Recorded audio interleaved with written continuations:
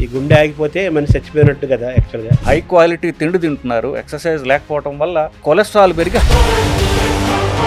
షుగర్కి గుండెపోటుకు ఉన్న అనుబంధం ఏముంది? భారతదేశంలో హార్ట్ అటాక్స్ అనే దానికి ప్రధాన కారణం షుగర్. షుగర్ ఉన్న వాళ్ళల్లో హార్ట్ అటాక్ రిస్క్ చాలా చాలా మనలో షుగర్ కానివ్వండి, షుగర్ వల్ల వచ్చే హార్ట్ అటాక్స్ 10 ఏళ్ళు తక్కువ వయసులో వస్తే తీవ్రంగా వస్తాయి. గుండెపోటు అనేది రాకుండా ఉండాలంటే వాట్ ఇస్ ది ప్రివెన్షన్? గుండెపోట్లు రక్తనాళాల్లో ఏదైతే బ్లాక్ చేస్తుందో అన్ని అవయవాల్ని కూడా అదే బ్లాక్ చేస్తుంది. కాళ్ళ రక్తనాళాలు బ్లాక్ అవడానికి ఇదే కారణం. అన్ని రక్తనాళాలు బ్లాక్ అవడానికి ఒకటే సింగులర్ పదార్థం పేరు.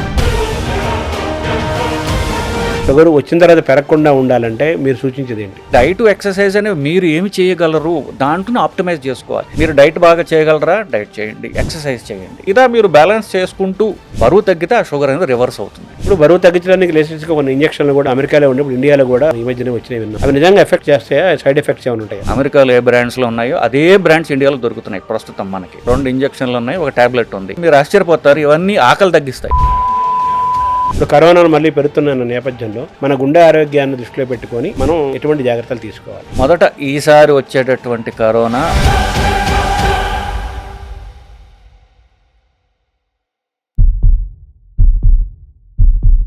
నమస్కారం. మనతో పాటు డాక్టర్ మువ్వా శ్రీనివాస్ గారు ఉన్నారు. వారు ప్రఖ్యాత ప్రముఖ కార్డియాలజిస్టు. అయితే గుండెకు సంబంధించిన ఆరోగ్య జాగ్రత్తలు చెప్పడమే కాకుండా, అవగాహన కల్పించడమే కాకుండా, అనేక వ్యాధుల పట్ల కూడా ప్రజల్లో అవగాహన కలిగిస్తూ నిత్యము ప్రజల్లో ఓ చైతన్యాన్ని తీసుకొచ్చి ఆరోగ్యంగా ఉండటానికి, ఆరోగ్యం అంటే మానసిక ఆరోగ్యము, శారీరక ఆరోగ్యం పెంచడం కోసం వారంతా కృషి చేస్తున్నారు. ఈరోజు మన డాక్టర్ గారిని అడిగి ముందు గుండెకు సంబంధించిన ఆరోగ్యాన్ని గురించి తెలుసుకునే ప్రయత్నం చేద్దాం. నమస్కారం డాక్టర్ గారు. నమస్కారం శర్మ గారు. ఈ గుండె ఆగిపోతే మనిషి చచ్చిపోయినట్టు కదా యాక్చువల్గా అవునండి. డెఫినేషన్. గుండె పోటు అనేది చిన్నవాళ్ళకే వస్తుంది, యువకులకు కూడా వస్తుంది. దానికి ఏంటి కారణము? ఈ టెండెన్సీని ఎలా చూడాలి? దీని నుంచి మనం ఎలా ప్రివెన్షన్ ఏమైనా ఉందా? గుండె హార్ట్ అటాక్స్ అనేవి తక్కువ వయసులో రావడం అనేది పూర్తిగా నిజం కాదండి. అది అంటే అంతకుముందు వచ్చేవి, ఇప్పుడు కాస్త ఎక్కువగా తెలుస్తుంది జనాలకి. ఫోనుల్లోనే వీడియోలు రావడం వల్ల రికార్డ్ ఎక్కువ అవుతుంది. బేసికలీ నిజం చెప్పాలంటే అంతకుముందు కంటే ఇప్పుడు ప్రధానంగా స్మోకింగ్ అనేది చాలా తగ్గిపోయింది. కొంత పైన తరం వాళ్ళు స్మోకింగ్ ఎక్కువ చేసేవాళ్ళు. ఇప్పుడు దానివల్ల గవర్నమెంట్ చెప్పడం వల్ల కానివ్వండి, స్మోకింగ్ చాలా వరకు తగ్గిపోయింది. పెరిగిందల్లా షుగర్ పెరిగింది. ఎందువల్ల? అఫ్ కోర్స్ అంటే అంతకుముందు కూడా తక్కువే అనుకొని, ఇప్పుడు ఎక్సర్సైజ్ అనేది పూర్తిగా పోయింది. తిండిలో క్వాలిటీ పెరిగింది. సో హై క్వాలిటీ తిండి తింటున్నారు, ఎక్సర్సైజ్ లేకపోవడం వల్ల కొలెస్ట్రాల్ పెరిగి హార్ట్ అటాక్స్ పెరుగుతున్నాయి. కానీ ఇది పాపులేషన్ పెరిగితే హార్ట్ అటాక్స్ పెరగడం తప్ప తక్కువ వయసులో వాళ్ళకి సడన్గా హార్ట్ అటాక్స్ పెరిగిపోయాయి అనడం పూర్తిగా కరెక్ట్ కాదు. షుగర్కి గుండెపోటుకు ఉన్న అనుబంధం ఏముంది? భారతదేశంలో హార్ట్ అటాక్స్ అనే దానికి ప్రధాన కారణం షుగరేనండి. షుగర్ ఉన్న వాళ్ళల్లో హార్ట్ అటాక్ రిస్క్ చాలా చాలా పెరుగుతుంది. అంతేకాకుండా మనం పాశ్చాత్య దేశాల్లో చూసుకుంటే మనలో షుగర్ కానివ్వండి, షుగర్ వల్ల వచ్చే హార్ట్ అటాక్స్ 10 ఏళ్ళు తక్కువ వయసులో వస్తే తీవ్రంగా వస్తాయి. ఆ బ్లాక్స్ కూడా ఎక్కువగా పడుతుంది రక్తనాళాల్లో. సో మిగతా ప్రపంచంలో హార్ట్ అటాక్ క్యాపిటల్ అంటూ ఉందంటే అది ఇండియా. ఇండియాలో కూడా సౌత్ ఇండియా. ఎందుకంటే మనం షుగర్ ఎక్కువ ఉందంటే మన ఆచార వ్యవహారాల వల్ల బేసికలీ. సో షుగర్ పెరగడానికి హార్ట్ అటాక్స్ పెరుగుతున్నాయి. షుగర్ పెరగడానికి ఆచార వ్యవహారాలే కారణం ప్రధానంగా. అంటే ఆచార వ్యవహారాలు అంటే మన ఆహారం పాత్ర కూడా ఉందంటారా? ఇంకా ఏమైనా ఉంది? ఆహారం ప్రధాన పాత్ర అండి. ఎస్పెషల్లీ మన ఆంధ్రదేశం, తమిళనాడు కూడా తీసుకోవచ్చు. 3 పూట్ల రైస్ తినే కల్చర్ మనది. మన తిండిని ప్రోగ్రామ్ చేస్తుంది. మన తిండిలో రైస్ ఎక్కువగా ఉంటుంది. రైస్ ఎక్కువ, క్యాలరీస్ ఎక్కువగా ఉంటున్నాయి. దాన్ని ఖర్చు పెట్టడానికి ఎక్సర్సైజ్ మనం చేయడం లేదు. సో బరువు పెరగడం, షుగర్ పెరగడం ఇవన్నీ జరుగుతున్నాయి. సో ప్రధానంగా క్యాలరీస్ ఎక్కువ ఉన్న తిండి తినడం వల్ల షుగర్ నుంచి కొలెస్ట్రాల్ నుండి బ్లాక్ వచ్చి హార్ట్ అటాక్లు వస్తున్నాయి. సో మనం వెనక్కి తీసుకుంటే మన తిండిలో ప్రధానంగా క్యాలరీస్ ఎక్కువ వల్ల హార్ట్ అటాక్స్ వస్తున్నాయి. షుగర్ రాకుండా ఉండాలంటే ఏం చేయాలి? ప్రివెన్షన్. షుగర్ పెరగకుండా ఉండాలంటే ఏం చేయాలి వచ్చిన తర్వాత? షుగర్ ఇప్పుడు మనం దాన్ని వెనక్కి స్టెప్ బై స్టెప్ తీసుకొచ్చాం. చివరికి మన తిండిలో ఎక్కువగా ఉన్న క్యాలరీస్ అని అనుకుంటున్నామండి. సో మన తిండిలో క్యాలరీస్ అనేవి కార్బోహైడ్రేట్స్ అంటారు. వాటిల్లోంచి ప్రధానంగా క్యాలరీస్ వస్తాయి. మనం తినే తిండిలో క్యాలరీస్, కార్బోహైడ్రేట్స్ ఎక్కువ ఉన్న తిండిలు ఏంటంటే రైస్ ఒకటి, 2 చక్కెర అంటే చక్కెర, బెల్లము, స్వీట్స్ అన్ని దానిలోకి వస్తాయి. రైస్, చక్కెర. 3వది దుంపలు. నాలుగోది పళ్ళు. సో ఈ నాలుగిట్లో ఉండేటటువంటి క్యాలరీస్ ఎక్కువగా తినడం వల్ల 30 తర్వాత శరీరం పెరగడం ఆగిపోతుంది. సో దానికి తిండి అక్కర్లా. కానీ మన తిండి కంటిన్యూ అవుతుంటుంది అట్లాగే అదే మోతాదులో. సో ఎక్కువ క్యాలరీస్ ఏమవుతుంది ఫ్యాట్ కింద కన్వర్ట్ అయిపోయి అది కొలెస్ట్రాల్ అని పెరుగుతుంటుంది. సో మీరు అడిగిన క్వశ్చన్కి స్పెసిఫిక్గా చెప్పాలి అంటే మనం తినే తిండిలో రైస్ మిగతావి ఎక్కువ తినరు కాబట్టి పళ్ళు కానీ చాలా మంది రోజు తినకపోవచ్చు. షుగర్ ఏదో కొంచెం తినొచ్చు. దుంపలు అప్పుడు పెద్దవాళ్ళు ఎక్కువ అప్పుడు తక్కువ తింటారు. సో రైస్ ప్రధానంగా తగ్గించుకుంటే తిండిలో క్యాలరీస్ తగ్గుతాయి. తిండిలో క్యాలరీస్ తగ్గితే షుగర్ తగ్గుతుంది. సో మన జెనెటిక్స్, మన డిఎన్ఏ, మన ఆహారపు అలవాట్లు ఒక్కొక్క ప్రాంతానికి ఒక్కొక్క శీతోష్ణ పరిస్థితులు కానీ జీన్స్ కానీ ఒక్కొక్క ప్రాంతానికి ఒక్కొక్క రకమైన ఆహారాన్ని డిజైన్ చేశారు కదా. సో మనకు కూడా అలా డిజైన్ అవ్వబడిన ఆహారం కదా ఇది. దీన్ని మనం ఇప్పుడు తప్పుగా మనం చూడాలా, ఎలా చెప్పాలి? కరెక్టే. ఇప్పుడు మీరు సాహిత్యాభిమానులు శ్రీనాథుడు చాటువులు చెప్పాడండి. చిన్న చిన్న రాళ్ళు, చిల్లర దేవుళ్ళు, నాగులేటి నీళ్లు, నాపరాళ్ళు, సజ్జ జొన్న కూళ్ళు, సర్పంబులను తేళ్లు, పలనాటి సీమ పల్లెటూళ్ళు. ఆయన చెప్పింది ఏమిటి? నా పల్నాడులో ఆ రోజులు తినేది సజ్జ జొన్న. సో అది శ్రీనాథుడు 400 ఏళ్ల క్రితం వాడే కదా. సో మన ప్రధానంగా అట్లీస్ట్ ఆయన చెప్పిన ప్రాంతం చూసుకున్నా కూడా సజ్జ జొన్న ఎక్కువ తినేవాళ్ళు. అఫ్కోర్స్ తెలంగాణలో ఇప్పటికీ కూడా రైస్ కంటే పల్లెటూళ్ళలో చూసుకుంటే జొన్నలు ఎక్కువ తింటుంటారు. ఫస్ట్ ఎక్కువ ప్రధానంగా ప్రజలు తినేది సజ్జలు, జొన్నలు ఇట్లాంటివి తినేవాళ్ళు. కొంచెం చదువుకున్న వాళ్ళు, అప్పర్ క్లాస్ వాళ్ళు రైస్ తినడంతో అది ఫ్యాషన్ అయిపోయింది. సో రైస్ తినడం కొంచెం ఫ్యాషన్ లాగా అయిపోయి రైస్ ఎక్కువగా పెరిగిపోతూ వచ్చింది. ప్లస్ మనకి మంది రెండు సార్లు తినే కల్చర్. ఈ బ్రిటిష్ వాళ్ళు వచ్చి బ్రేక్ఫాస్ట్ అనేది ఇంట్రడ్యూస్ చేశాడు. సో 3 సార్లు తినడం అదొక ఫ్యాషన్ అయిపోయింది. ఆ ఫ్యాషన్ లో రైస్ తినడం అంటే ఇప్పుడు ఇడ్లీలు కానివ్వండి ఇవన్నీ కూడా రైస్ ప్రధానంగా చేసేవి రిలేటెడ్. సో 2 సార్లు తినే జొన్నలు పోయి 2 సార్లు రైస్ వచ్చి అది 3 సార్లు రైస్ అయిపోయింది. సో ఈ కల్చర్ మనం డిజైన్ చేసుకుంది కాదు. మనం డిజైన్ చేసుకుంది మనం కల్చరల్ ఫ్యాషన్ బట్టి పోయి ట్రెడిషనల్ తిండి మారిపోయి గత 300-400 ఏళ్లుగా ఈ రైస్ ప్రధానమైనటువంటి తిండిగా రూపాంతరం చెందింది బేసికల్. దానివల్ల ఇప్పుడు ఈ అధిక బరువు, షుగరు పెరిగి హార్ట్ అటాక్లు పెరుగుతున్నాయి తప్ప మన ట్రెడిషనల్ తిండి మనం వదిలేసాం. అందువల్ల ఇది వస్తుంది అనేది నా అభిప్రాయం. మళ్ళీ గ్రీన్ రెవల్యూషన్ వచ్చిన తర్వాత ఈ మన ప్రాంతంలో రైసు, నార్త్ ప్రాంతంలో గోధుమలు, ఈ రెండు పెరిగినాయి గ్రీన్ రెవల్యూషన్లో భాగంగా. ఈ పెరిగిన తర్వాతనే షుగర్లు ఇవన్నీ పెరుగుతున్నాయి అని అంటున్నారు. సో మనదైన ఆహారం మళ్ళీ మనం తిరిగితే ఇప్పుడు మీరు చెప్పినట్టుగా సజ్జలు, జొన్నలు, రాగులు, ఆరికలు, కొర్రలు ఇటువంటి ఆహారం ఒకప్పుడు తినేవాళ్ళము కొన్ని వందల సంవత్సరాల క్రితము. 50 ఏళ్ల క్రితం కూడా చాలా ప్రాంతాల్లో, పల్నాడు ప్రాంతాల్లో, చాలా ప్రాంతాల్లో, రాయలసీమలో, తెలంగాణలో 40 ఏళ్ల క్రితం కూడా తిన్నారు. ఆ ఆహారం మళ్ళీ మనం ఆహారాన్ని కానీ దాంట్లోకి వెళితే మళ్ళీ మన ఆరోగ్యాన్ని తిరిగి తెచ్చుకోవచ్చని అనొచ్చా మీ మాటల ద్వారా? నిస్సంశయంగా అండి. ఎట్లా అనుమానం లేకుండా మన ట్రెడిషనల్ అంటే ఇప్పుడు కాదు, మనం మీరు చెప్పినట్టుగా మన ట్రెడిషనల్ తిండికి మనం పోగలిగితే మనకున్న జాడ్యాలన్నీ పోతాయనేది నా అభిప్రాయం అండి. ఇప్పుడున్న నేపథ్యంలో లైఫ్ స్టైల్ డిసీజెస్ అంటున్నారు. ఎగ్జాక్ట్. మనం ఏ డిసీజ్ టచ్ చేసినా దానంటే లైఫ్ స్టైల్కి లింక్ చేస్తున్నారు కదా. అవును. ఇప్పుడు ఈ మారిన క్రమంలో లైఫ్ స్టైల్ని మనం మార్చుకోవటం సాధ్యమా? ఇటువంటి వాతావరణంలో కూడా మన ఆరోగ్యాన్ని ఎలా కాపాడుకోవాలి? సో దానికి ఒకటే ఎగ్జాంపుల్ చెప్తానండి. ఇప్పుడు నేను చాలా బిజీ, నేను కార్పొరేట్లో పనిచేస్తుంటా, మేనేజర్ని లేదా నేను డాక్టర్ని కావచ్చు, ఎవరైనా సరే నేను ఎంత బిజీగా ఉన్నానంటే పొద్దున 6 నుంచి రాత్రి 11 బిజీగా ఉన్నా. అందువల్ల నాకు హార్ట్ అటాక్ వచ్చిందంటే నాకు అర్థం లేదు కదా. సో మీరు ఏం పని చేసినా చివరికి మీరు ఆరోగ్యం పాడు చేసుకున్నంతగా ఉంటే ఆ పని మీకు హానికరం. బిజీగా ఉండొద్దు నేను చెప్పట్లా, పని తగ్గించుకోవాలని కూడా నేను చెప్పట్లా. మీరు ఎంత బిజీగా మీ స్కెడ్యూల్ మీరు పెట్టుకుంటారో ఆ స్కెడ్యూల్లో 1 గంట మీరు ఎక్సర్సైజ్ పెట్టుకోకపోతే మీకు మీరు హాని చేసుకుంటున్నారు కదా. మీరు ఆరోగ్యంగా ఉంటే మీ పని ఇంకా బాగా చేయగలరు.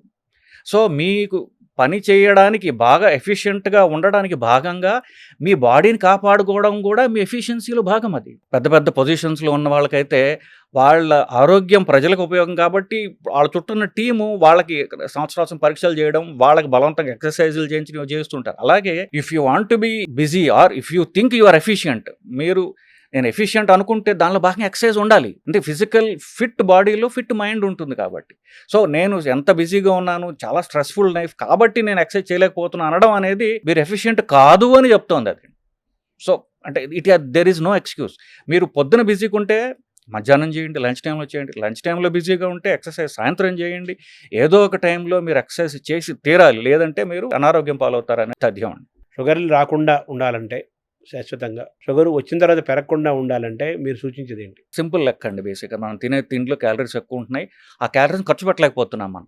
ఇప్పుడు డైట్ అంటాం. మనందరం ఇప్పుడు మాట్లాడింది రైస్ ఆపేయాలని చెప్తున్నాం. ఈ అలవాట్ల వల్ల ఇప్పుడు అన్నప్రాసన చేసేది అన్నం అంటున్నాం. అన్నప్రాసన ఒక సంవత్సరం వయసులో చేస్తారు. 40 ఏళ్ళకో, 50 ఏళ్ళకో నాలాంటి డాక్టర్ అవ్వచ్చు అన్నం మానేయమంటే వాళ్ళకి కష్టం కావచ్చు. అందరూ ఆపలేకపోవచ్చు కూడా. సో, ఈ డైట్, ఎక్సర్సైజ్ అనేవి మీరు ఏమి చేయగలరు? దాంట్లోనే ఆప్టిమైజ్ చేసుకోవాలి. మీరు డైట్ బాగా చేయగలరా? డైట్ చేయండి. మీరు డైట్ చేయలేరనుకోండి, మీరు తగ్గించగలిగినంత మీరు తగ్గించుకోండి. ఎక్సర్సైజ్ చేయండి. సో, ఈ 2 బ్యాలెన్స్ చేసుకుంటూ మనం బరువు తగ్గాలి. సో, బరువు తగ్గడానికి మీరు డైటు చేయాలి, ఎక్సర్సైజు చేయాలి. వట్టి డైటే చేశారనుకోండి, ఒక గాలి తీసిన బెలూన్‌లాగా ఒక సిక్ లుక్ వస్తుందనమాట. ఏదో జబ్బు పడిపోయిన వాడి లుక్ వస్తుంది. అది కాకుండా ఎక్సర్సైజ్ చేసినట్లయితే ఆ ఫ్యాట్ లాస్ ఏదైతే ఉందో అది హెల్తీగా ఉంటాడు వాడు. సో, ఎక్సర్సైజ్ చేసిన బాడీ హెల్తీగా అందంగా కనిపిస్తుంది. ఉట్టి డైట్ చేసిన వాడికి జబ్బు వచ్చినా కూడా చూడండి అలా గాలి తీసిన బెలూన్‌లాగా అయిపోతాడు చూసారా అలా. సో, మీరు ఈ డైట్‌ని చేసుకుంటూ, మీరు డైట్ చేయడం కష్టమైతే కనీసం ఎక్సర్సైజ్ చేసుకుంటూ, ఎక్సర్సైజ్ చేయడం కష్టమైతే డైట్ ఎక్కువ చేసుకుంటూ, ఇలా మీరు బ్యాలెన్స్ చేసుకుంటూ బరువు తగ్గితే ఆ షుగర్ అనేది రివర్స్ అవుతుందండి. ఇప్పుడు మన డయాబెటీస్ అనేటటువంటి జబ్బులో 95% రివర్సిబుల్ అండి. హుహు. 95% టైప్ 2 డయాబెటీస్ అంటారు. అంటే అది అధిక బరువు వల్ల వచ్చిందది. జెనెటిక్‌గా వచ్చింది కాదు. So, 95% reversible. ఇప్పుడు ఎవరెవరైతే డయాబెటీస్ రివర్స్ చేస్తాము అని అడ్వర్టైజ్ చేసుకుంటున్నారో, చెప్తున్నారో వాళ్ళందరూ చివరికి ఎఫెక్టివ్‌గా చేసేది బరువు తగ్గించడమే. సో, మీరు బరువు తగ్గించుకోగలిగితే డిసీజ్ రివర్స్ అయిపోతుంది. ఇప్పుడు బరువు తగ్గించడానికి లేటెస్ట్‌గా కొన్ని ఇంజెక్షన్లు కూడా మొత్తం అమెరికాలో ఉండే ఇప్పుడు ఇండియాలో కూడా ఈ మధ్యనే వచ్చినవి విన్నాం. అవును. అవి నిజంగా ఎఫెక్ట్ చేస్తాయా? సైడ్ ఎఫెక్ట్స్ ఏమైనా ఉంటాయా? నిజానికి బరువు తగ్గడానికి అమెరికా వాళ్ళకేంటంటే అర్థమైపోయింది. జనాలు తిండి ఆపలేరు. ఎక్సర్సైజ్ చేయడం వీళ్ళ వల్ల కాదు. అది ఫిక్స్ అయిపోయాం. సో, దీనివల్ల ఏమిటి? సో, ఎక్సర్సైజ్ చేయలేరు, తిండి తగ్గించలేరు కాబట్టి నిజం చెప్పాలంటే ఇప్పుడు 2 ఇంజెక్షన్లు ఉన్నాయండి. భారతదేశంలో ఈరోజు హైదరాబాద్‌లో అవైలబుల్. 2 ఇంజెక్షన్లు ఉన్నాయి. ఒక టాబ్లెట్ ఉంది. అమెరికాలో ఏ బ్రాండ్స్‌లో ఉన్నాయో అదే బ్రాండ్స్ ఇండియాలో దొరుకుతున్నాయి ప్రస్తుతం మనకి. ఇవన్నీ కూడా మీరు ఆశ్చర్యపోతారు. ఇవన్నీ ఆకలి తగ్గిస్తాయి. అంటే తిండి కట్టుకోవడం ఎంత కష్టమో అర్థమైపోయింది కదా! సో, తిండి తగ్గించడానికి, ఆకలి తగ్గించడానికి 3 పనిచేస్తాయి. ఆకలి తగ్గితే బరువు తగ్గుతారు. బరువు తగ్గితే కానీ ఇవి డెఫినెట్‌లీ సైంటిఫికల్లీ ప్రూవెన్ ఎఫెక్టివ్ అండి. దీనిలో అనుమానం లేదు. నేనే చాలా మందికి కూడా రాస్తూ ఉంటాను. రైబెల్సస్ అనేటటువంటి టాబ్లెట్ ఉన్నది. అలాంటిది విగోవిన్ ఇంజెక్షన్ ఇదే ఇంజెక్షన్ రూపంలో వస్తుంది. అది రాబోతోంది త్వరలో. మోంజారో అనేటటువంటి లేటెస్ట్ ఇంజెక్షన్ అది ప్రస్తుతానికి అవైలబుల్. ఇవి బరువు తగ్గిస్తానిలో effective no doubt about it. నెలకి 1.5 కిలో నుండి 2 కిలోల దాకా బరువు తగ్గిస్తాయి ఇవి. సో, ఇది ఎఫెక్టివ్ హెల్తీ వెయిట్ లాస్ ఇది. మీరు సడన్‌గా 2 నెలల్లో ఏదో పెళ్ళుంది, నేను సడన్‌గా బరువు తగ్గిపోవాలంటే అన్‌హెల్తీ వెయిట్ లాస్. సో, నెలకి 2 కిలోలు తగ్గడం హెల్తీ వెయిట్ లాస్ అది క్రియేట్ చేస్తుంది. సో, ఎవ్రీ మంత్ మీరు 2 కిలోలు తగ్గుతూ పోతుంటే మీరు 6 నెలలకో, 7 నెలలకో, సంవత్సరానికో మీరు ఎఫెక్టివ్‌గా, హెల్తీగా మీరు ఎంత బరువు ఉండాలో అంత బరువు తీసుకొస్తాయి. అంటే మీరు చెప్పిన ఈ టాబ్లెట్, ఈ ఇంజెక్షన్ల ద్వారా మనకి ఆకలి తగ్గి తీసుకునే ఆహారం ఇంటేక్ తగ్గుతుంది. అవును. తద్వారా బరువు తగ్గుతారు అంటున్నారు. అవును. యావరేజ్ నెలకి 1.5-2 కేజీలు తగ్గుతారు. అవును. ఒక 6 నెలల పీరియడ్ సుమారుగా 5-10 కేజెస్ తగ్గుతారు. అవును. ఇది ఒక ఆరోగ్యమైన విధానంలో హెల్తీగా తగ్గటం అని అంటున్నారు కదా! అవునండి. మరి వ్యాయామం చేయక్కర్లేదా వాళ్ళప్పుడు? సో, ఇప్పుడు ఈ ఎంతకాలం తీసుకోవాలి నెక్స్ట్ క్వెషన్. సంవత్సరం తీసుకున్నారనుకోండి. అంటే షుగర్ ఉన్నవాళ్ళు నిరంతరం తీసుకోవచ్చు. షుగర్ లేని వాళ్ళు సంవత్సరంన్నర ఇస్తాం. దాని తర్వాత ఇవి ఆపేస్తే మళ్ళీ తిరిగి వస్తుంది బరువు. ఎందుకంటే మన శరీర తత్వంలో, మన జీన్స్‌లో ఇంత బరువు ఉండాలి అని శరీరానికి ఉంటుంది బేసికల్లీ. తగ్గిన బరువు మళ్ళీ వస్తుంది. ఇన్‌ఫాక్ట్ మీరు ఆశ్చర్యపోతారు. బరువు తగ్గడానికి ఆపరేషన్ చేయించుకున్న వాళ్ళలో 84% మందికి 6 నెలల్లో పూర్తిగా బరువు వచ్చేస్తుంది. ఎందువల్ల? ఇవి బండికి సర్వీస్ చేస్తాయి. మీరు లాంగ్ టర్మ్ బరువు తగ్గడం మళ్ళీ డైట్ అండ్ ఎక్సర్సైజ్ మీద ఆధారపడి ఉంటుంది. సో, ఇంజెక్షన్ తీసుకుంటున్నారు, టాబ్లెట్ తీసుకుంటున్నారు. మీరు ఎక్సర్సైజ్ కూడా అలవాటు చేసుకుంటే ఆ వెయిట్ లాస్ ఏదైతుందో పర్మనెంట్‌గా ఉంటుంది. ఒకవేళ షుగర్ పోయి, బీపీ తగ్గిపోయి, కొలెస్ట్రాల్ తగ్గిపోయి ఇవన్నీ ఏవైతే మీరు మంచి ఎఫెక్ట్స్ మీరు సాధించారో అవి పర్మనెంట్‌గా ఉండాలంటే ఎక్సర్సైజు, వెయిట్ లాస్, తిండి మార్పు ఇవి తప్పవండి. అంటే మీరు చెప్పినట్టుగా ఇంజెక్షన్లు తీసుకున్నా, టాబ్లెట్ వేసుకున్నా తగ్గుతారు. అవి ఆపేస్తే మళ్ళీ పెరుగుతారు. అవునండి. మీరు సర్జరీ చేయించుకున్నా తగ్గినట్టు కనిపిస్తారు, తగ్గుతారు. మళ్ళీ కొన్నకాలంగా మళ్ళీ పెరుగుతారు. ఇవి ఏమీ జరగకుండా ఉండాలంటే మన సహజమైన విధానంలో న్యాచురల్‌గా మన లైఫ్ స్టైల్‌ని మార్చుకుంటే మాత్రలు వేసుకోక్కర్లేదు, ఇంజెక్షన్ చేసుకోక్కర్లేదు, సర్జరీ చేసుకోక్కర్లేదు. తప్పకుండా. That is the best method కదా! That is the best method, most effective method, most difficult method. ఓహో! ఎందుకంటే ఇప్పుడు నేను చెప్పినట్టుగా డైట్ చేయడం, ఎక్సర్సైజ్ చేయడం అనేది అన్నిటికంటే కష్టతరం అండి. చెప్పడం చాలా తేలిక గాని ఇప్పుడు ఎవరన్నా పేషెంట్‌తో మాట్లాడనుకోండి, వాళ్ళు బాగా మోటివేటెడ్‌గా ఉన్నారనుకోండి, నెల రోజులు చేస్తారు. ఆ తర్వాత మోటివేషన్ పోతుంది. వాళ్ళకి జిమ్‌కెళ్ళి డబ్బులు కడతాడు అని ఆ డబ్బు అలాగే ఉంటుంది. వీళ్ళు జిమ్‌కి పోరు. సో డైట్ ఎక్సర్సైజ్ అనేది మన యాటిట్యూడ్, మన ఆలోచన విధానం ఉంది చూసారా, అది కొంచెం బద్ధకంతో నిండి ఉన్నటువంటి ఆలోచన. బేసికల్ మనుషులందరూ అలాగే ఉంటారు చేసి, అది లాంగ్ టర్మ్ చేసుకోవడం అనేది యాక్చువల్ ఛాలెంజ్. శరీరాన్ని మన మనస్సుని కాదని నేను లాంగ్ టర్మ్ ఎక్సర్సైజ్ చేస్తాను అని అలవాటు చేసుకోవడం, దాన్ని ఎంజాయ్ చేయాలి బేసికల్. అప్పుడు లాంగ్ టర్మ్ చేయలేరు కదా. ఇప్పుడు డైట్ మార్పిడి చేసాము, అది ఎంజాయ్ చేయలేకపోతే వాళ్ళు లాంగ్ టర్మ్ డైట్ చేయలేరు. అవును. ఇన్ఫ్యాక్ట్ 80% డైట్స్ అన్నీ ఫెయిల్ అవుతాయి. ఎవరెవరు డైట్ గురువులు ఉన్నారో అన్ని ఫెయిల్యూర్ డైట్లే. ఎందువల్ల? మనిషికి ఇష్టమైనది పర్మనెంట్గా తింటాడు. నువ్వు అన్నం మానేసి అంటాడు, వాడికి అన్నం ఇష్టం, వాడు 2 నెలల కంటే మానలేడు. రకరకాల డైట్లు కూడా it has to be tailored to the person. వాళ్ళ ఇష్టాయిష్టాలతోటి మనం వర్క్ చేసుకుంటూ నీకు ఇష్టమైనవన్నీ తిను, రైస్ లేకుండా తిను అని చెప్పాను, వాడి క్లారిటీ వస్తుంది. ఓహో, మనస్సు ఈ విల్ నాట్ ఫీల్ డిప్రైవ్డ్, అప్పుడు లాంగ్ టర్మ్ చేయగలడు. సో ఈ కెన్ ఆ డైట్ ఎక్సర్సైజ్ కంటిన్యూస్గా చేసుకోగలరు. మీరు చెప్పినట్టు రైస్ తక్కువ తగ్గించుకుంటే సరిపోదా, పూర్తిగా మానేయాలంటారు? యాక్చువల్గా పూర్తిగా మానేస్తే మంచిదండి. బట్ వాళ్ళకి బాగా అలవాటు ఉన్నట్లయితే కనుక ఎంతవరకు తక్కువ తినగలిగితే, ఇప్పుడు రైస్ మానేసి ఇప్పుడు ప్రత్యామ్నాయం ఏం తినాలి అని బేసిక్లీ. సో ఆకలిగా ఉన్నట్లయితే ఎక్కువ కాలం చేయలేరు కదా. సో ప్రధానంగా మెయిన్ ఫంక్షన్ ఏంటంటే, వాళ్ళ main principle of weight loss is ఆకలిగా ఉండాల్సిన అవసరం లేదు. కష్టపడి మీరు సఫరింగ్లోకి పోతే ఎక్కువ కాలం చేయలేరు బేసిక్లీ. సో ఆకలిగా ఉండకుండా మీరేం తినాలి, రైస్ లేకుండా మీరేం తినాలి. రైస్ మీకు బాగా అలవాటు ఆపుకోలేరు, ఆ రైస్ ఎంత తక్కువ తక్కువ. దాంతోపాటుగా మీరేం తింటారు, దాంతోపాటు కీన్వా తింటారా, గోధుమ తింటారా, జొన్నలు తింటారా, మీకు మీ ఇష్టాలు బట్టి మీరు దాన్ని మార్చుకోవచ్చు. సో అది పర్మనెంట్గా చేయగలరు. అంటే ఆకలిని తీర్చుకుంటూ అపటైట్ని మెయింటైన్ చేసుకుంటూ, ఎగ్జాక్ట్లీ అలాగే మనలో నీరసం రాకుండా ఎనర్జెటిక్గా ఉంటూ, ఎగ్జాక్ట్లీ 4 తాలూకు యొక్క అభిరుచులని, ఆస్వాదాన్ని కూడా అనుభవిస్తూ ఆహారం డిజైన్ చేసుకోవడం అనేది ఛాలెంజ్. అది ఛాలెంజ్, అది ఇండివిజువలైజ్డ్. అందుకని నా దగ్గరకు వచ్చేసారు, సార్ మీకు డైట్ షీట్ ఇవ్వండి అంటారు. 200 గ్రాములు ఇడ్లీ, 30 గ్రాముల చట్నీ, ఒక 4 చుక్కల కాఫీ ఇట్లా రాసాం అనుకోండి, అవి ఎవరు మెజర్ చేస్తారు ఇంట్లో? జరిగే పని కాదు. సో వాళ్ళ ఇష్టాయిష్టాలతోటి వాళ్ళకి నేను చెప్తాను, ఇవి ప్రిన్సిపల్స్ అండి. మీ ఇష్టాయిష్టాలు మీరు డిజైన్ చేసుకుని దాని ప్రకారం ఈ ప్రిన్సిపల్స్ మీరు ఇన్కార్పొరేట్ చేసుకున్నట్లయితే మీరు లాంగ్ టర్మ్ చేయగలరు. మీరు లేదంటే ఇప్పుడు మీరు చేయలేరు ఎక్కువ కాలం అని చెప్తూ ఉంటారు. ఇప్పుడు ఇంటర్మీడియట్ ఫాస్టింగ్ అని ఒకటి వచ్చింది కదా, అది అని ఉపయోగపడుతుంది యాక్చువల్గా? సో ఇంటర్మీడియట్ ఫాస్టింగ్ అంటే ఒంటిపూట భోజనం అండి. సో ఇన్ఫ్యాక్ట్ మనకి సన్యాసులు చేసేది ఒంటిపూట భోజనమే. సో అదే ఇంటర్మీడియట్ ఫాస్టింగ్ అంటే. ఇంటర్మీడియట్ ఫాస్టింగ్ అంటే రోజుకి ఒకసారి తినడం, మిగతాదంతా కూడా కడుపు ఖాళీగా ఉంచుకోవటం, లేదా మీరు రైస్ కాకుండా మీరు ఏమైనా తినగలగడం.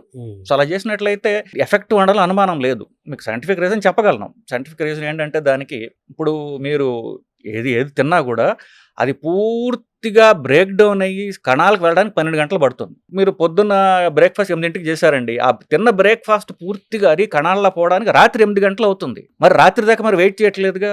10ంటికి ఒక కాఫీ, టీయో, మధ్యాహ్నం మళ్ళీ పూర్తి భోజనము, రాత్రి మళ్ళీ పూర్తి అంటే ఇది పూర్తిగా సెల్స్లోకి వెళ్ళలేదు. 2 లోడ్లు ఆల్రెడీ పడిపోయాయి. సో మనం టైం ఇవ్వట్లా. సో 12 గంటలు గ్యాప్ ఇచ్చారనుకోండి, అప్పటికి ఇది తినదంతా శరీరంలోకి వెళ్ళిపోతుంది. అప్పుడు నెక్స్ట్ తీసుకోవచ్చు. ఈ 12 గంటల కంటే ఎక్కువ మీరు గ్యాప్ ఇచ్చారనుకోండి, అప్పుడు శరీరంలో రక్తంలో క్యాలరీస్ లేవు. అదేం చేస్తుంది, ఉన్న ఫ్యాట్ కరిగించుకుంటుంది. అప్పుడు బరువు తగ్గుతారు మీరు. సో ఇది సైంటిఫిక్ ప్రిన్సిపల్ బేసిక్లీ ఇంటర్మీడియట్ ఫాస్టింగ్కి. సో 12 గంటలు మీరు పొట్ట ఖాళీగా ఉంచగలిగితే, రాత్రి 8ంటికి తిన్నారు మీరు, 12 గంటలు పొద్దున్న 8 దాకా ఏం తినరు, బ్రేక్ఫాస్ట్ డ్రాప్ చేశారనుకోండి, అప్పుడు మీకు ఫ్యాట్ కరగడం స్టార్ట్ అవుతుంది. సో బ్రేక్ఫాస్ట్ ఆపేయడమే ఇంటర్మిటెంట్ ఫాస్టింగ్. అయితే ఇప్పుడు ఆహారం తీసుకోకపోతే గ్యాస్ ఫామ్ అవుతుంది అంటారు కొంతమంది, దాన్ని ఎలా చూడాలి? సో ఇప్పుడు నేను బ్రేక్ఫాస్ట్ ఆపేసేయండి, ఇది ఇంటర్మీడియట్ ఫాస్టింగ్. ఇంటర్మీడియట్ ఫాస్టింగ్ అనేది సైంటిఫిక్ టర్మ్, చాలా మందికి మాట. సో బ్రేక్ఫాస్ట్ ఆపేయడం ప్రాక్టికల్లీ. ఇప్పుడు ఇది ఒక చిన్నప్పటి నుంచి ఒక 40-50 ఏళ్ళు ఎంత వాళ్ళ వయసు బట్టి అది అలవాటైనటువంటిది. పొట్టకి పొద్దున్న 8ంటికి లోడ్ పట్టడం అనేది దానికి అలవాటు అయిపోయింది.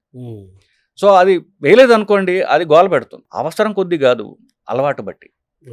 సో అలవాట్లు మనకు హానికరం అయినప్పుడు అలవాట్లు మార్చుకోవాలి కదా. సో అది కొంతకాలం, నెలలో 2 నెలల్లో మీ అలవాట్లు బట్టి అది కొంచెం మొరాయిస్తుంది, కానీ దానికి మంచిది కాబట్టి మనం చేసి తీరాలి. సో గ్యాస్ పట్టడం, ఉబ్బరంగా ఉండడం, ఇట్లాంటివన్నీ కూడా మెల్లగా సర్దుకుంటాయి బేసిక్గా. మన శరీరానికి మనం ఏది అలవాటు చేస్తే మెల్లగా దానికి అలవాటే ఒక సులక్షణం ఉంది. సరే, చెడు చెప్పారు మీరు, మంచి కూడా ఉంది కదా. మన శరీరానికి మనం ఏది అలవాటు చేస్తే అది ఆటోమేటిక్గా అలవాటు అయిపోతుంది అది. కాబట్టి ఆ ప్రాక్టీస్లో మనం నార్మల్సీకి వచ్చేస్తాం with no time. That's positive sign. So ఇప్పుడు షుగర్ రాకుండా ఉండాలంటే మీరు సూచించే ఆహారం ఏమైనా ఉందా? సో షుగర్ రాకుండా ఉండాలంటే మీ బరువు చూసుకుంటూ ఉండండి. మీ బరువు అనేది మీ హైట్ బట్టి ఉంటుందండి. 30 వయసు దాకా జనరలీ కొంతవరకు ఏదో ఒక రూపంలో కాస్త శరీరం గ్రోత్ అంటూ జరుగుతూ ఉంటుంది. దాని తర్వాత గ్రోత్ పూర్తిగా ఆగిపోతుంది. అక్కడి నుంచి బరువు పెరగడం మొదలెడతారు. సో మీ హైట్ మీరు మెజర్ చేసుకొని దాన్ని సెంటీమీటర్స్లోకి మార్చుకొని, ఫర్ ఎగ్జాంపుల్ 5 ఫీట్ ఎవరన్నా హైట్ ఉన్నారనుకోండి, వాళ్ళు 150 సెంటీమీటర్లకి వస్తుంది. సో 150లో 100 తీసేయండి, 50 మిగిలింది. సో 5 ఫీట్ ఉన్నవాళ్ళు 50 కిలోలు ఉండాలి ఐడియల్గా. సో మీ హైట్, ఇది సింపుల్ లెక్క, కాంప్లెక్స్ లెక్కలు ఉన్నాయి, సింపుల్ జనరల్ అర్థం అవడానికి. మీ హైట్ బట్టి మీ వెయిట్ ఉంటుంది. మీ హైట్ని సెంటీమీటర్స్లో చూసుకుని దానిలో 100 తీసేస్తే మిగిలేది మీ ఐడియల్ వెయిట్. ఆ వెయిట్కి దరిదాపుగా అటు ఇటు మీరు మెయింటైన్ చేసుకుంటున్నా కూడా మీరు బరువు పెరగరు. అది మెయింటైన్ చేయగలిగితే షుగర్ రాదు. ఇప్పుడు అది ఏజ్ని బట్టి కూడా మారదా ఆ వెయిట్? అన్ని ఏజ్లకి 100 తగ్గించడమేనా? సో ఏజ్ ఇప్పుడు 30 ఏళ్ల వాడికి రూపంలో, 60 ఏళ్ల వాడికి రూపంలో తేడా ఏంటంటే 30 ఏళ్ళ వాడు సన్నగా ఉంటాడు, 60 ఏళ్ళ వాడు లావుగా ఉంటాడు. ఎందువల్లంటే 30 ఏళ్ల తర్వాత మెటబాలిజం స్టార్ట్స్ ఫెయిలింగ్. మెటబాలిజం తగ్గిపోతూ ఉంటుంది. సంవత్సరానికి 1% వాళ్ళ లంగ్ కెపాసిటీ, వాళ్ళ మజిల్ కెపాసిటీ తగ్గిపోతూ ఉంటుంది. అది న్యాచురల్. ఇంకా అంటే నేచర్కి మనతో అవసరం లేదు. అంటే 60 ఏళ్ళకి మీరు చెప్పిన 30% తగ్గిపోతుందా? 30% తగ్గిపోతుంది. అంటే సంవత్సరం పర్సెంట్ అంటే 1% తగ్గిపోతూ పోతుంది. వాడు 90 ఏళ్ళు జీవిస్తే 60% తగ్గిపోతుంది. అందుకనే ఎల్డర్లీ వాళ్ళకు వీక్గా ఎందుకుంటారు? ఇప్పుడు 30 ఏళ్ల వాడి కంటే 60 ఏళ్ల వాడు బలం తక్కువ ఎందుకుంటాడు, లావు ఎందుకు ఎక్కువగా ఉంటాడు? అన్నిటికీ ఒకటే ఆన్సరు, మీ మెటబాలిజం ఫెయిల్ అవుతోంది. ఫెయిల్ అవ్వకుండా చూసుకోవడానికి వ్యాయామం ఒకటే మార్గము. ఫెయిల్ అవ్వాలని లేదు, ఫెయిల్ న్యాచురల్గా అవ్వచ్చు. మీరు మజిల్ కండ బలం మజిల్ స్ట్రెంగ్త్ మీరు మెయింటైన్ చేసుకుంటే మీ మెటబాలిజం అనేది 30 ఏళ్లకు ఉన్న మెటబాలిజం 60 ఏళ్ళకి మీరు మెయింటైన్ చేయగలరు. అదే 90 ఏళ్ళు కూడా మెయింటైన్ చేయగలరు, if provided you maintain muscle strength. Muscle strength పెంచుకోవాలంటే ఎక్సర్సైజ్ ఒకటే భాగమా? ఎక్సర్సైజ్ మాత్రమే పనికొస్తుంది. మనిషి యొక్క బరువు ద్వారా కొలెస్ట్రాల్, షుగర్ ఇవన్నీ లింక్ ఉండిపోట్లు చెప్పారు కదా. సన్నగా ఉంటారు, మామూలు ఐడియల్ వెయిట్ అనిపిస్తారు, చాలా లీన్గా ఉంటారు, మామూలుగా ఉంటారు. షుగర్ పేషెంట్లు, హార్ట్ పేషెంట్లు అలాంటి వాళ్ళు కూడా చాలా ఎక్కువ మంది ఉన్నారు కదా, దాన్ని ఎలా చూడాలి? మన భారతదేశంలో ఒక రకమైనటువంటి స్పెషల్ పాపులేషన్ ఉన్నారండి. వాళ్ళని ఏమంటే లీన్ డయాబెటిక్స్ అంటారు. ఇప్పుడు నేను ఇందాక చెప్పాను, షుగర్ వ్యాధిగ్రస్తుల్లో 95% మంది టైప్ 2 డయాబెటీస్ వాళ్ళు బరువు పెరగడం వల్ల వచ్చారు అని చెప్పేసి. ఇంకొక 5% ఉన్నారు చూసారా, వాళ్ళలో కొంత శాతం, 2% ఎవరంటే లీన్ డయాబెటిక్స్ అంటారు. ఇది భారతదేశంలో ఎక్కువ, ఎస్పెషల్ సౌత్ ఇండియాలో ఎక్కువ. అంటే సన్నగా ఉంటాడు వాడు, కానీ అవయవాల చుట్టూ ఫ్యాట్ ఎక్కువ ఉంటుంది, విజరల్ ఫ్యాట్. అంటే వాడు సన్నగా ఉంటాడు, పొట్ట మాత్రం ఎంత ఉంటుంది. అంటే ఏంటి, అవయవాల చుట్టూ ఫ్యాట్ ఎక్కువ ఉంది, దానివల్ల షుగర్ వస్తుంది వాళ్ళకి. సో వీళ్ళకి కూడా ఫ్యాట్ తగ్గడానికి చేసే ఎక్సర్సైజెస్ ఏవైతే ఉన్నాయో అవి చేసుకున్నట్లయితే పొట్ట చుట్టూ ఉండే ఫ్యాట్ కూడా పోతుంది. వాళ్ళు అంటే పొట్ట చుట్టూ ఉండే అవయవాల చుట్టూ ఉండే ఫ్యాట్, బొజ్జ, అది పోతుంది. పోతే షుగర్ రివర్స్ అవుతుంది. కడుపు చుట్టూ ఫ్యాట్ ఉండి పొట్ట ఎక్కువ ఉంటే సన్నగా, మిగతా ఆకృతి సన్నగా ఉంటుంది, పొట్ట దగ్గర ఎక్కువగా ఉంటుంది కాబట్టి అంటున్నారు. ఈ ఏం లేకుండా వాడు మామూలు చాలా మంది సన్నగా ఉండేవాళ్ళు, మామూలుగా ఉండేవాళ్ళు కూడా చాలా మంది ఉన్నారు షుగర్ పేషెంట్స్. వీళ్ళందరినీ లీన్ డయాబెటిక్స్ అంటామండి. వీళ్ళలో లీన్గా ఉండి పొట్ట కూడా లేకుండా డయాబెటీస్ ఉందంటే అది స్ట్రాంగ్ జీన్స్ వల్ల ఉంటే అవకాశం ఉన్నది. ఇప్పుడు దీంట్లో 90% కామన్ కాబట్టి 90% గురించి మాట్లాడుతున్నాం. ఇంకొక 5% ఏంటంటే మనకి జీన్స్ స్ట్రాంగ్గా ఉంటాయి. ఇప్పుడు 60 ఏళ్ళకి తాతగారికి షుగర్ వచ్చింది, కొడుక్కి 40 ఏళ్ళకి షుగర్ వస్తుంది, మనవడికి 30 ఏళ్ళకే వస్తుంది. తండ్రికి షుగర్ ఉన్నట్లయితే తర్వాత తరం కొడుకులకి, ఎస్పెషల్లీ కొడుకులు అంటే తండ్రికి షుగర్ ఉన్నట్లయితే తర్వాత సంతానానికి 5 రెట్లు షుగర్ వచ్చే రిస్క్ ఎక్కువ ఉంటుంది. సో మీరు చెప్పింది చాలా సబ్ కేటగిరీ. వాళ్ళకి స్ట్రాంగ్ జెనెటిక్ టెండెన్సీ ఉన్నప్పుడు ఇలా వస్తుంది. కొలెస్ట్రాల్ పాత్ర కూడా అంతేనా?